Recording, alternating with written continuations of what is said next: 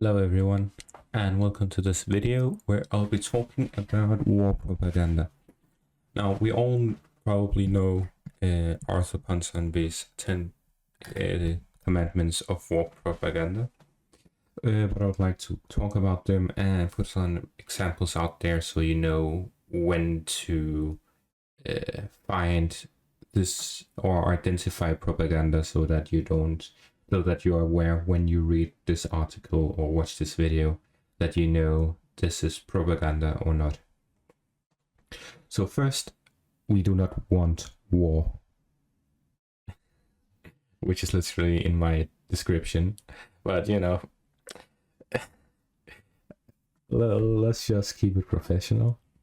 We do not want war, so generally propaganda wants to tell you that war is not something that we want, it's something the enemy wants, and therefore we must protect our safety by preventing the enemy from creating wars, which is the justification the West has for supporting Ukraine in this war. It is that they want to basically pick apart Russia so that they are unable to create war.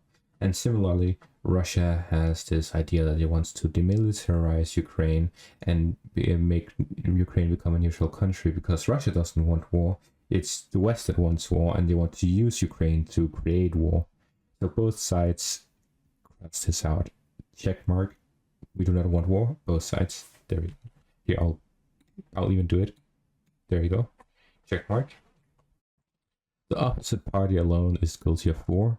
Well, let me just tell you this one quote from every single Western media, and that is, it is Putin's war, Russia's war, whatever war.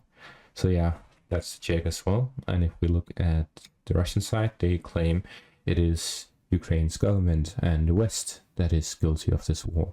They forced us into it, just like with how they're expanding NATO and so on. So yeah, both sides agree on this one as well. The opposite party alone is guilty of war. We have no guilt in this.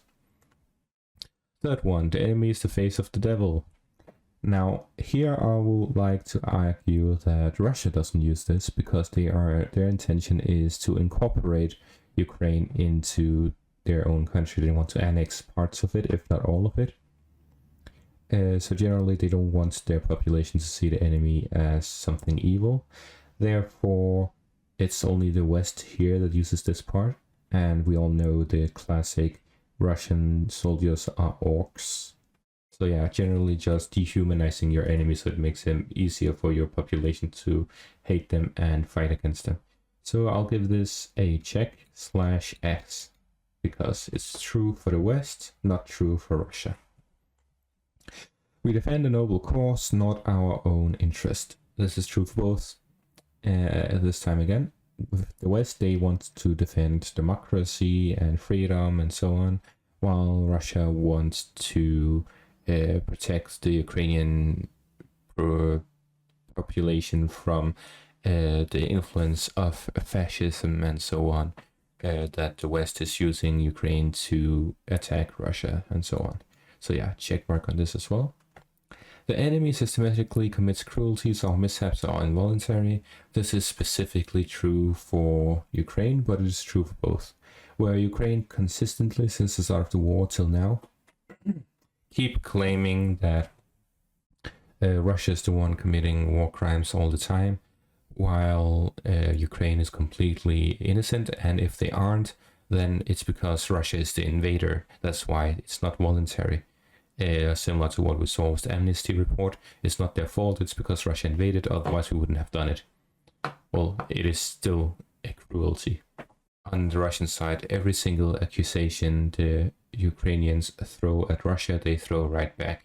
And definitely there are some mishaps that Russia does, and well, it's war, so shit happens. The enemy uses forbidden weapons. Well, huge check mark on that.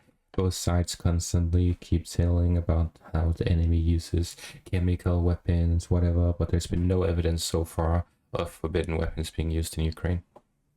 But they keep accusing the enemy of doing so. We suffer small losses, those of the enemy are enormous. I mean, Ukraine just announced 9,000 casualties and they have killed 45,000 Russian soldiers. I don't need to say more. Artists and intellectuals back our cause. Okay, so this one we have constantly, oh, this expert says Ukraine has done this and Russia has done that. Experts constantly say Ukraine is winning the war and all of that stuff. Yes, and I'm not that knowledgeable in Russian media because most of it is banned where I live.